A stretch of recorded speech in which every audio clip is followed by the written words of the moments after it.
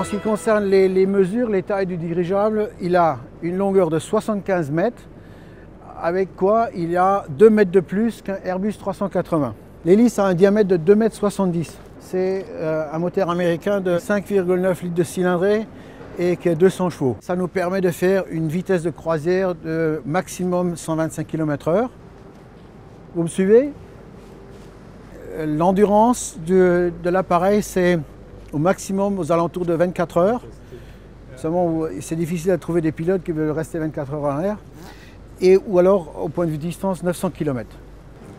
Le dirigeable est rempli d'hélium. Quelque chose comme le Hindenburg, ça ne peut pas se produire. Impossible. Parce que l'hélium, c'est un gaz inerte. L'hélium ne réagit avec rien du tout. L'hélium, vous pouvez théoriquement l'utiliser comme extincteur. Vous mettez une flamme dans l'hélium, c'est fini.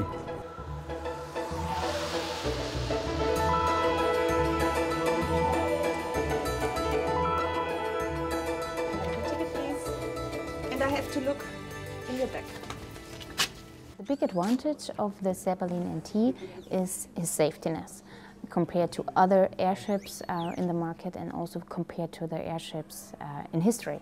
Because of the inner structure, we have the possibility to mount the gondola, the passenger gondola, as well as the empennage and the engines on this structure. The inner structure is a triangular form, and this gives us stability to maneuver the Zeppelin, as well as the advantage that the engines are far away from the passengers in the gondola.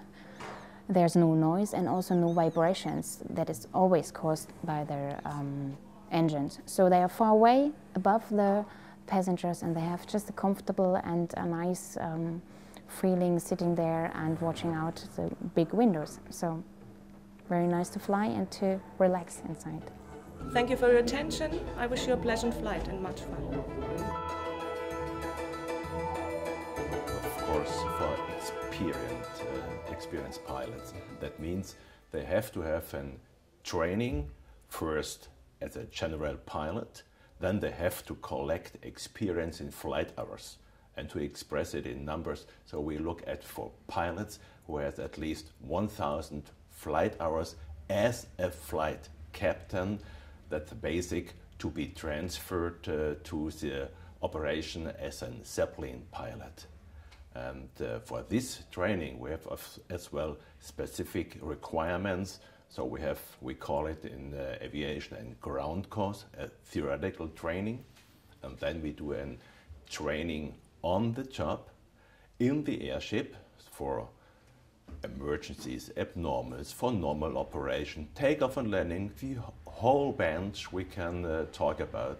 And then after they have the license, they will get a certain time to get experience on the ship before they fly as pilot in command of an airship of Airship Paris.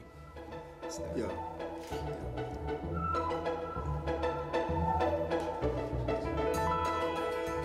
We sign an option agreement that the company Airship Paris will receive an airship next year, first on a lease basis, and then in 2015 operate their own purchased airship.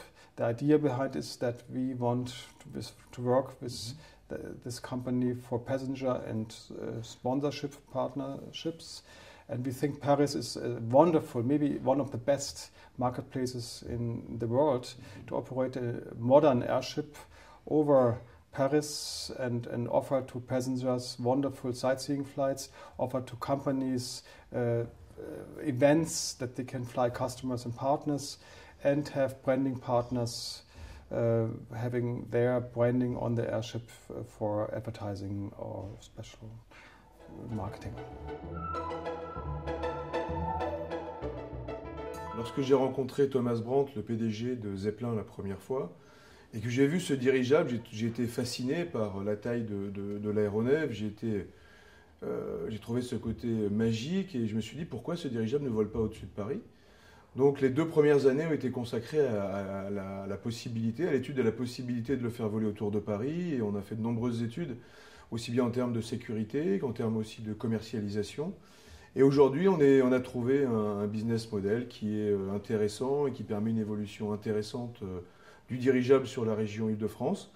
Et donc après 3 années et demie, maintenant bientôt 4 années d'études sur le sujet, on a décidé de passer un accord avec Zeppelin et d'acheter un dirigeable pour le faire voler autour de Paris.